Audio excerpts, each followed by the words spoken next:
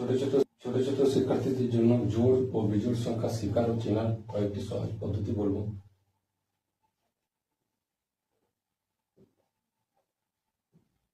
জোড় সংখ্যা,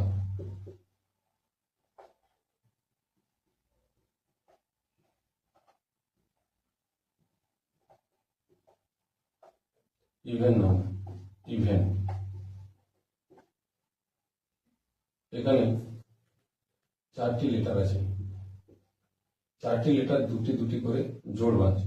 যেমন সংখ্যা হচ্ছে 6, 1 2 3 4 5 6, দুটি দুটি করে 3টি যেহেতু জোড় বাঁধছে। এই জোড় বাঁধাটাই হলো জোড় সংখ্যা। যে যে সংখ্যাগুলি জোড়ায় জোড়ায় থাকে তাদেরকে জোড় সংখ্যা বলে। যেমন আরেকটা সংখ্যা 8, 1 2 3 4 5 6 7 8। এই জোড় বাঁধাতে এগুলো হলো জোড় সংখ্যা। বিজোড় সংখ্যা,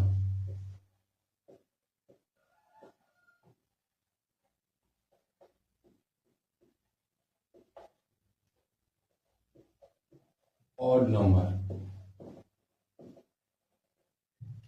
অড।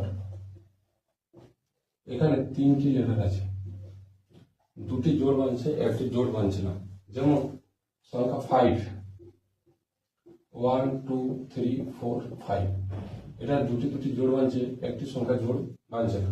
এই জোড়, একটি সংখ্যা জোড় না বাঁধা, বিজোড় থাকা, এটি হলো বিজোড় সংখ্যা। যেমন 7, 1 2 3 4 5 6 7, 3টি জোড় বাঁধছে, একটি জোড় বাঁধছে না। ছোট ছোট শিক্ষার্থীদের জন্য এইভাবে জোড় ও বিজোড় সংখ্যা নির্ণয় করা যায়, কিন্তু বড় সংখ্যার ক্ষেত্রে এইভাবে জোড় ও বিজোড় সংখ্যা নির্ণয় করা যায় না। তার জন্য আরো দুটি পদ্ধতি রয়েছে, যে পদ্ধতিগুলি আপনাদেরকে জানাবো। খুব সহজে জোড় ও বিজোড় সংখ্যা চেনা যাবে। যেমন যেসব সংখ্যা 2 দ্বারা বিভাজ্য তাদেরকে জোড় সংখ্যা বলা হয়, যে সমস্ত সংখ্যা 2 দ্বারা বিভাজ্য নয় তাদেরকে বিজোড় সংখ্যা বলা হয়। যেমন সংখ্যা 36, 2 দিয়ে যদি ভাগ দিই,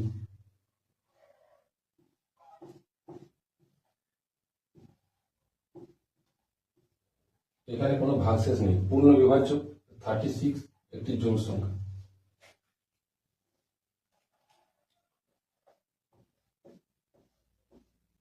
কে যদি আমরা 2 দিয়ে ভাগ দিই,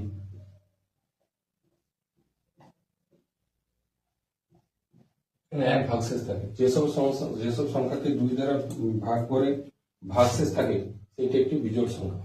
এবং 27 একটি বিজোড় সংখ্যা। এভাবে ভাগের দ্বারা